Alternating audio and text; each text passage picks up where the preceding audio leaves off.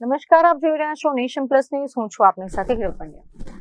વડોદરા શહેરને પીવાનું પાણી પૂરું પાડતા મુખ્ય સ્ત્રોત એવા આજવા સરોવરમાં પાણી ખૂટી ગયું છે. સરોવરની જળ સપાટી ગત વર્ષ કરતા 1 ફૂટ જેટલી ઓછી થઈ જતા શહેરમાં પાણીનો પોકાર ન પડે તે માટે પાલિકા તંત્ર એક્શન મોડમાં આવ્યું છે. વડોદરા શહેરમાં ઉનાળાની સિઝન પૂર્ણ થવા છતાં અને વરસાદની રાહ વચ્ચે પીવાના પાણીની ગંભીર કટોકટી સર્જાય તેવી સ્થિતિ પેદા થઈ છે. વડોદરાની તરસ छिपाવતું આજવા સરોવર હવે ખાલી થવાના આરે પહોંચ્યું છે. સત્તાવાર આંકડાઓ મુજબ આજવા સરોવરની સપાટી ગત વર્ષની સરખામણી આ વર્ષે સીધું 1 ફૂટનો ઘટાડો નોંધાયો છે. જો હજી પણ પાણીની વૈકલ્પિક વ્યવસ્થા કરવામાં ન આવે તો વડોદરાના અનેક વિસ્તારોમાં પીવાના પાણી માટે હાહાકાર મચી શકે તેમ છે.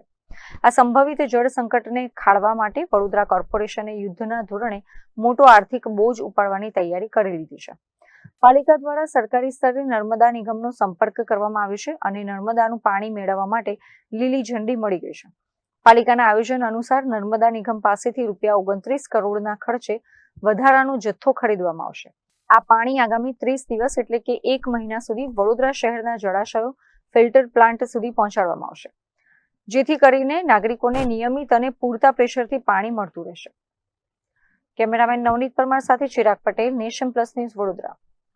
સમાચારોના સતત અપડેટ મેળવવા માટે અમારી નેશન પ્લસ ન્યૂઝની યુટ્યુબ ચેનલને સબસ્ક્રાઇબ કરો, બેલ આઇકન દબાવો અને જોડાયેલા રહો ફેસબુક, ઇન્સ્ટાગ્રામ અને ટ્વિટર પર.